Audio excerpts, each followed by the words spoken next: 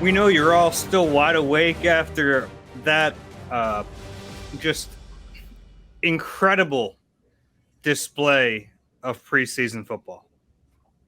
We've seen a bunch of those, and because the Eagles generally play their starters less than most teams in the preseason, or at least under the last couple coaches. And I mean, tonight they didn't even play some of their twos, where the Dolphins played a lot of their ones. Doesn't excuse the way they played, kind of excuses the result, but still nothing to be proud of out there. Yeah. Well, I mean, we can be proud of the fact that we've all made it through 3 preseason games. The next time we talk about a football game, it's actually going to matter. This is the Eagle Eye Podcast with Reuben Frank. I'm Dave Zangaro, and I'm very ready to get out of the state of Florida. It's very hot here. Reuben, what was the final score? 48-10? I think that's correct. Yeah, I'm 48-10. Obs. I think I said 41-10 in my obs. Yeah, well, it doesn't really matter what the final score was. Nobody will notice. Yeah, it was it was an ugly game for a lot of it. You and I were joking back and forth that my stock up, stock down would just be stock down. But I mean, look, you did mention most people understood it was a joke. Some did not. Yeah. Well, that's the way Twitter works. Yeah. But it is important to remember that, Tua played in this game. Tyreek Hill played in this game. Most of the starting offense, most of the starting defense, and they're going out there against, the Eagles backups. If the Eagles lose all their starters this year, I don't like their chances. Yeah, that's fair. And look, it's important to keep that in perspective. And probably their top 15, 16 defensive players didn't play, or I would say 15 of their top 20 didn't play. So it was more than just the starters. So look, Kayvon Wallace against Tyreek Hill is not a matchup that you want to see, and it's a matchup you probably wouldn't see in the regular season. And if you do, we're all in trouble. Yeah. All right, let's go through stock up, stock down. We'll start with stock up, which was admittedly hard to find in this game. There weren't a ton of positives. I have to tell everyone, Dave would send me these are my stock up so far. And then every time one of the stock up guys would just have a terrible play or, just drop a pass or miss a block, miss a tackle. Yeah. It was ugly. Yeah, guys were flipping back and forth a little bit on the list. Patrick Johnson, though, had a nice sack. He did. It was great. Yeah. Yeah, it was a great effort sack. Kind of even fought through some – it looked like hands to the face. It looked like he was kind of getting hit in the face mask a little bit. And that at least is what we've seen at training camp. So it's good to see him transfer that into game action. Yeah, which a lot of his defensive brethren haven't done. Yeah, and he's – to me, for a while we were talking about those 3 guys. It was Patrick Johnson, Teron Jackson, and Marlon Tuipulotu as taking a big jump in the second year. I think Johnson has been the most consistent of those 3. Yeah, I think that's fair. Out of those 3, yeah, I would agree with that. He's been pretty good. Yeah, and it was good to see him do it in the game. Yeah, and that was against the first team offense. That was against their starting right tackle. Sacked Tua. I mean, that's a big time play. Yeah. That's like the flip side of this. It's like when you get beat by him, you kind of take it with a grain of salt. But when the backups are beating the starters, you kind of take notice a little bit more. Yeah, and they were going very vanilla on defense throughout the preseason. They didn't blitz. They weren't running any stunts. So it was just kind of. What did they have? Maybe 2 sacks in the whole preseason. That was just a great individual effort. Really stuck with it. It was really very good effort on the snap. So that was good to see. Yeah. The next one is John Hightower, who isn't going to make this team. He doesn't have a shot at it, But I give him credit. He made a really tough catch on the sideline, made a few others, and he might be a guy who could stick around on a practice squad, or even if he's not on this practice squad, he could be somewhere else. I think he'll have a job this year somewhere. Yeah, he finished 5 for 52. He made a couple nice catches. I mean, he's a guy that gosh, I mean, we haven't seen hide nor hair for him since those two 50-yard catches, and I think his 5th and 6th career games. And you start thinking you might have something here. He's got good size. He's got good speed. Focus seems to be an issue with him. But he's in his 3rd year now. He's he's not going to make the team. I'd keep him around on the practice squad just because when you have those two elements, that kind of size and that kind of speed, you got something to work with there. You got some tools. So I don't really expect that he'll ever be a factor, but worth keeping around. Yeah, perhaps. Next one, Grant Calcaterra, who, look, his blocking still needs work. We saw that, but he made a really nice catch, kind of a leaping catch on a high ball, and that's why they drafted him. I mean, he has to learn how to be a better inline blocker. He knows that. They know that. But just seeing the pass catching ability that we knew he had, and we've seen it in practice both way back when and then recently the last week or so, he finally got a chance to do that in a game, and it was good to see. He really polished receiver. Mm-hmm. He really kind of doesn't look like a rookie. He doesn't fight the ball. He's very smooth. For a guy that missed 3 weeks of training camp, I mean, I think he had 3 days on the front end, and what do you have? Maybe a week on the back end here, 3 or 4 days. 3 days of actual practice. Yeah. So really very limited reps, and just catches the ball smoothly and easily, and got some quickness to him too. Now he ran a 4.62 at, what is he, 6'4", 240? Yeah. Fastest tight end at the combine that the Eagles drafted since L.J. Smith. Pride of whenever you can get another LJ, you do it. Pride of Highland Park. That's where he's from, right? Highland Park, New Jersey, Middlesex County. Caught a touchdown in the Super Bowl. So yeah, it didn't really seem too promising for the kid when he was out for that long, but he's come back and played well and practiced well. He catches the ball in practice too. I haven't seen a whole lot of his practices, but does catch the ball well. So, it's funny because Stahl and Calcaterra are just opposite kind of players, but they're both working on the part of their game that needs work on, and we'll see where it lands them. Yeah, and Tanguy had a drop. That drop didn't put him in stock down, but he didn't have a good day, whereas I thought at least Calcaterra showed off his ability to catch the ball. Yeah. Yeah, I think if there was, a couple of weeks ago, there was a question what they would do. And yeah, a legitimate question. Yeah, very much, especially considering how much time he missed. It's really impressive to come back as a rookie from that kind of time off and just kind of settle right in, both mentally and physically. Yeah. They played the long game with that hamstring, and they waited until he was, 100%. That's, it's tough for him. I mean, they put him in a position where he didn't have a whole lot of time to show what he can do, but he's done it. Yeah. He's got the paid, I think. Mm-hmm. I think so too. Next on my list is a guy who I don't think, well, we'll see. I don't want to give that away just yet, but Reed Blankenship on a defense that looked pretty incompetent all night, he might have been their best player. Yeah, he's been a real surprise at camp. Mm-hmm. Really fundamentally sound. I mean, he's just a form tackler.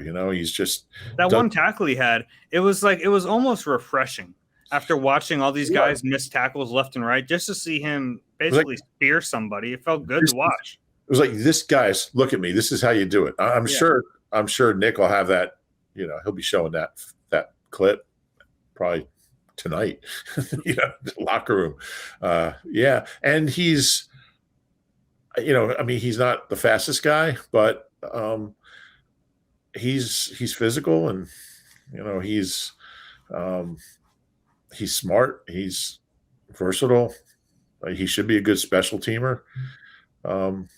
He's been impressive throughout. There's a lot of young guys that you see flash early in camp, and older guys, and then they kind of level off. Like Britton Covey. He's kind of flattened out. And look, it happens. It's a grind.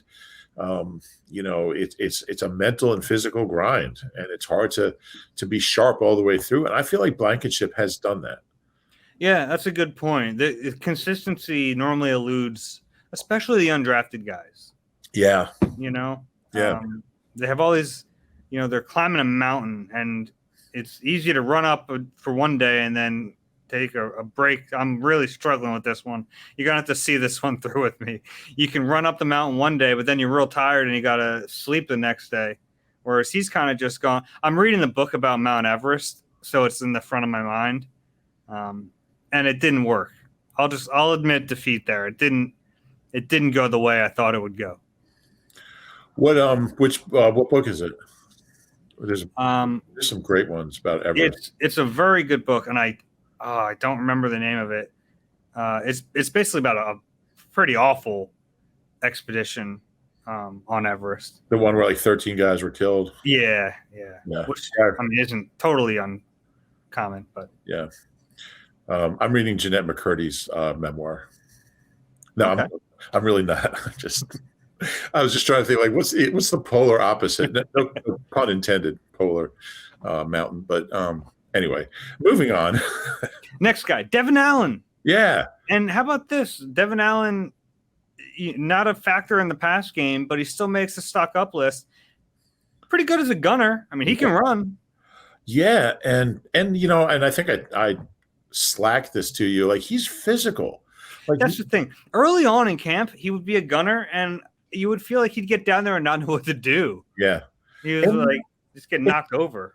It's understandable. I mean, he didn't play for a long time, but once it started coming back, it started coming back quickly. Mm-hmm. And, he had the big catch last week on the only good throw of Reed Sinette's life, I think. And then, I mean, he had 2 plays today. Like, his hit didn't force the fumble, but that dude saw him coming. Mm-hmm. And, and he dropped the ball. And then he had the tackle, or, I mean, he didn't actually stop the guy on the other one, but he slowed him down enough for a few other guys to get there. I think once you start feeling comfortable and once you start knowing what you're doing, you look faster. You are faster. Mm-hmm. You're not out there thinking. And I mean, just thought flashed through my mind tonight that this guy can be an elite special teamer, which is something they really need. And he's interesting because he's not very big. Normally the gunners are just a little bit bigger, more muscular, but you wonder if like just the pure speed and and like just him getting off the line is enough. And he did get kind of wiped out of another play. So I think there is something to the lack of size perhaps being a detriment in that position. But I saw something tonight that it piqued my interest a little bit. Yeah, same here. You kind of saw why they were interested in him. And, the physical thing is what really has, when you sign a track guy, you just think about, this like, speedy, slender kind of, I don't even know what the words are, to just kind of a finesse guy, I guess is the word I'm looking for. He's pretty built, and he's pretty tough, and he's pretty solid, and he doesn't shy away from contact. On that one play where the dude fumbled, I mean, he was mixing it up with, gosh, I forget who it was, 30, 37, 33 on the way down the field, and he just he shed him. He just, and once he was in front of him, it was over. You know what I've noticed about him? He has the confidence of a world-class athlete. That's a good point. Yeah. You have to have some sort of bravado to be an Olympian, I think, and to get to that stage of any professional sports endeavor, right? And I think he has that. And I think we see that from him at times. Like, even as silly as it was, like him hurdling the dude at the joint practice, like, how many undrafted rookies do that? I think there's something to him being a peak athlete. And I don't know if you saw this. The Eagles have been doing these things where they set up a video camera with a question and guys walk by and answer the question. They had one, I just saw it the other day. they had one and said, "Who's the best athlete on the team?" And everyone walks by and they'll say, "Me." They're all saying, "Me, me, me." He walks by and just looks at it, smiles, and keeps walking. Yeah. Yeah, I think that's a really good point. I mean, the mental part of being an undrafted rookie is really hard, and it's easy to feel like you don't belong. And he might have felt some of that early on. He said guys were laughing at him the first couple of days as he was just didn't know what he was doing.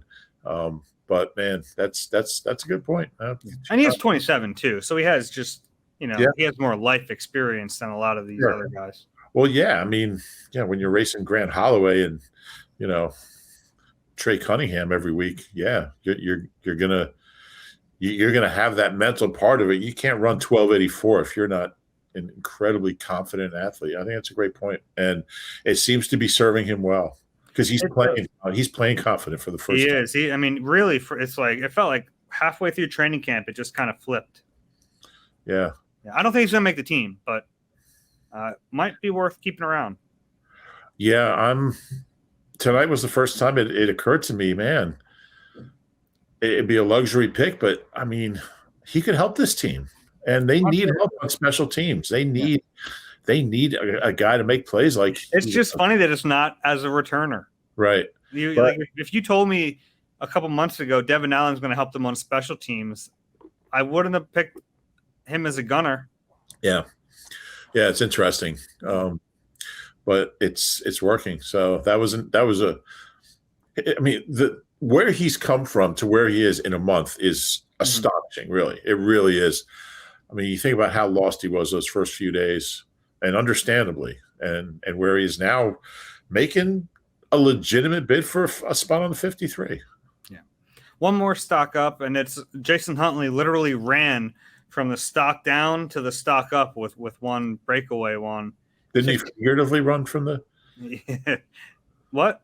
Didn't he figuratively run from the – Yeah, I mean, he didn't literally run from stock up to stock down. Okay. But he did figuratively do that. Yeah. It was a great run. We just haven't seen enough of him, Yeah. And he deserves to stock up because that's the kind of break – he's faster than any of their other running backs. Yeah. There's just – I mean, good for him. It was a nice run. I just don't see it. And I think back to who's the running back from Penn State that they drafted in the third round? Tony Hunt, his name. Yeah. Remember the last preseason game? He had like an 80-yard touchdown run. Like everyone got all excited, and he made the team, for a few weeks, and it was a disaster. That was against the Dolphins. Threes. I don't know. I just don't see it with him. He doesn't catch the ball well enough. He's not an elite returner. He's average. I'm going to ask you to cut me some slack here. I had to find another stock up. No, I mean, I'm sure stock did go up because of that run. I don't – I assume they'll keep him. I wouldn't. Uh-oh. Dave, you disappeared on me. There you are. I think he'll make the team. But yeah, I don't think he will. I wouldn't keep him. Okay. Yeah. Want to go to stock down? Yeah, let's go to stock down. This will be fun. Okay. This is an abbreviated stock. We could do this all night. I don't want to sleep at the stadium here. Dave's original stock down had 31 guys on it. Yeah, I had a trim it a little bit. Reed Sinnett. The really strange thing about him is one of the real reasons the Eagles liked him was because he tore up the preseason last year, and he's been atrocious. Aside from one throw to Devin Allen, I mean, his preseason's been awful. He has had moments, and it's been a while now. About midway through training camp, I thought he had some good moments in practice, but man, I think he's played his way off this roster. I do too. And I mean, you liked him more than I did as camp unfolded. I just don't see it. I don't see anything. I mean, he's got a big arm. I mean, he showed that on the 55-yarder to Devin Allen, but I mean, his pocket presence, his accuracy. I mean, there's just nothing I guess he's got a little bit of athleticism, but there's nothing to like about his game. And I don't, I just, there's no reason to have him on the team because he's never going to help this team win a game, period. So, yeah. They thought enough of him. I think they were looking at him like this could be our backup next year for whoever the starter is. I think so. I don't think they can look at him like that anymore. No, can't play. Sorry, just can't play. Yeah. And he's not a kid either. He's not like some, 22-year-old developmental guy. By the way, they do have one of those. He threw all of 4 passes this preseason. Yeah. Got a chance to talk to him after the game. We'll get through this stock down and I'll talk about that a little bit. 2 cornerbacks on this list, Mac McCain and Kerry Vincent Jr. If you thought the Josh Jobe injury was going to open the door for one of these guys, they didn't help themselves. And look, Mac McCain, first play of the game, he's staring down Tyreek Hill. That's a tough mission. I mean, but by the end of that play, the TV version of it, McCain wasn't even in the shot anymore. Yeah. It was, and then it wasn't just that play. He had the terrible attempt on that Mostert run when he bounced it outside. And then Kerry Vincent Jr. gave up the 1 touchdown to River Craycraft, gave up another one that they ruled OPI, which it wasn't. I didn't think it was. I thought both of those guys played poorly. Yeah. I thought all the corners did, but those 2 in particular, yeah. I had to single someone out. No, you did. Did any corner play well tonight? Blackwell had a tough time. Yeah, they all did. Yeah, they all did. How about a couple linebackers who had a tough evening here? Jacoby Stevens, which I don't think we had many expectations for Jacoby at this point. I did last year at one point, yeah. Yeah, and we both did last year. Yeah. And it was a real shame when he got hurt last year in training camp. It was coming off his best practice, and he's just never found it again. He really hasn't. He's been a big disappointment. Obviously, look, he was a late-round guy last year, and I don't think anyone ever really expected him to make the team, but he started off really well, and obviously smart enough to be to play anywhere. He's been awful. Yeah. I hate to. He's a good kid. It's just he's been terrible. Yeah. I'll give you one that's more troubling to me though. Yeah. Davion Taylor, who we were singing his praises earlier in camp. He has about halfway through camp, everything's gone downhill, which is really strange. You'd expect the opposite. Yeah. You'd expect him to start slow, coming off the injury, and then get better. He's gotten so much worse. Yeah, what happened to him? He had that one nice tackle. With like 4 minutes left in the game. It's just like, wow, you actually made a play. Like a 1-yard loss. But early in camp, we were talking about this guy taking time from Kaiser White. I know. And I'll tell you what, Davion Taylor played well in his 6 starts last year. Mm-hmm.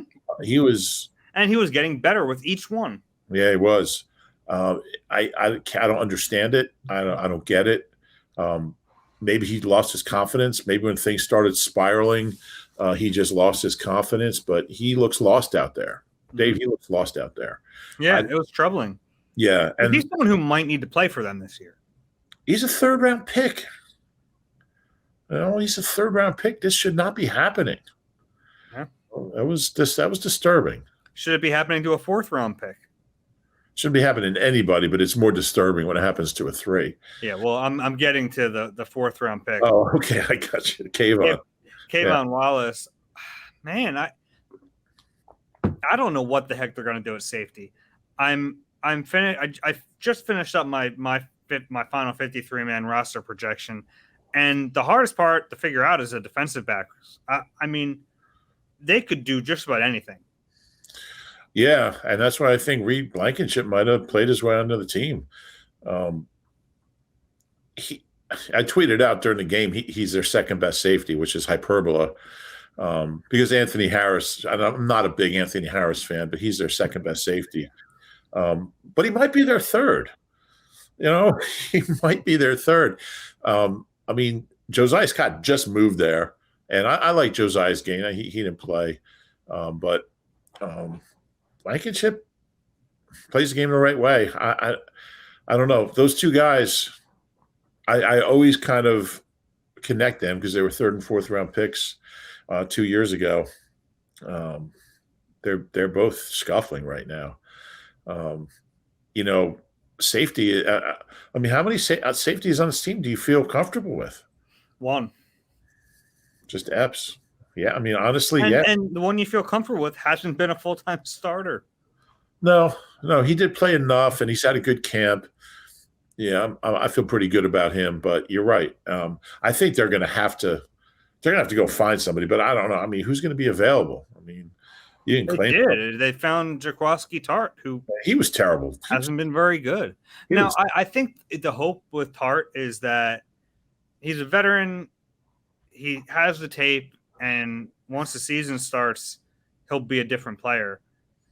I think that's the hope that they might cling to, but it's not easy to do that after what we just watched. Yeah. Yeah, honestly, I made so many changes on my 53 watching that game, and I ended up with just like Epps and Blankenship as the only safeties I was keeping. I don't like that. I don't think that's going to happen. No, but it's a concern. And look, it's something we've been talking about, and they obviously have their eyes open for safeties, and they're going to continue to do that. But I just don't know. Can't really count on getting any help. Final cuts, there's a reason teams cut players. Yeah. What was it, 6 or 7 years ago? They claimed a safety. Remember who it was? Terrence Brooks. Mm-hmm. That's the level of player you're claiming. He's still in the league. Yeah, not a bad player, but not the savior. No, that level player is not gonna change that position.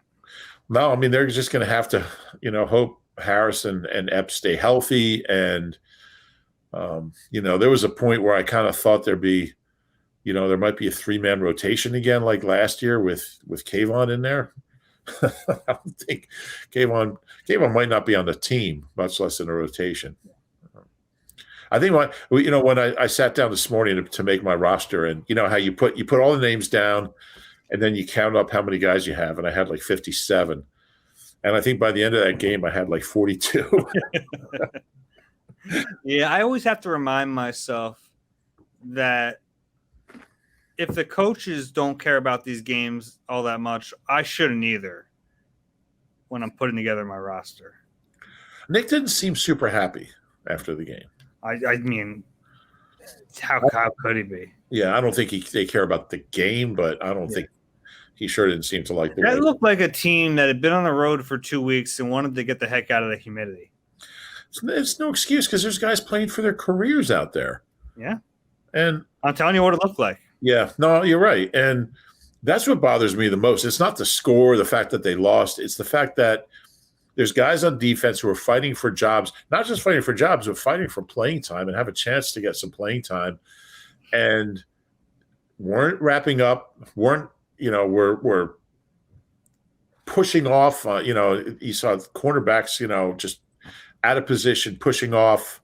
You saw guys falling for obvious fakes. I mean, there was one bootleg Jaquaski Tart, it was early in the game, and he was like 20 yards out of the play. Like everybody in the stadium knew the ball was going, to the left side, and he's still chasing the quarterback down. I think it was 2 at that point. It's like basic stuff. That's what really bothered me about the defense. It wasn't the points or the big play. It was just, this is basic fundamental football, and these are guys who should be beyond that. So yeah, that was bad. But yeah.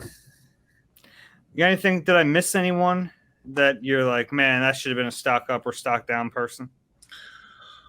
No, I don't think so. I mean, Tart, I would have put Tart on mine, but you have a lot. You are represented at safety.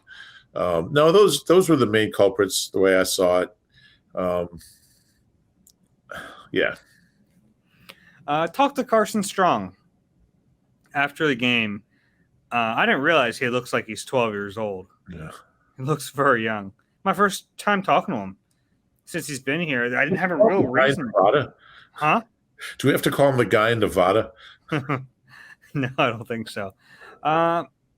He admitted, like, yes, this has been kind of a disappointing summer for him, and he's had to get used to not playing very much. But he said he's still like he doesn't regret coming here, and he hopes to stick around in some capacity. I mean, I wanted to be like, you're not going to make the team, right? They haven't even let you throw the football, but it's kind of a really weird situation.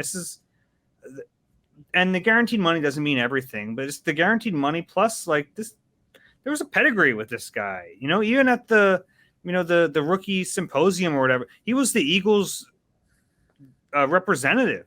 I mean, he's in that photo with all these like right first round picks and like rookies who were going to play a ton this year, and he threw the ball 5 times in the preseason. That was 4 times today. 4 times today. I thought he was 1 for 3 today, but yeah, 4 times. Yeah.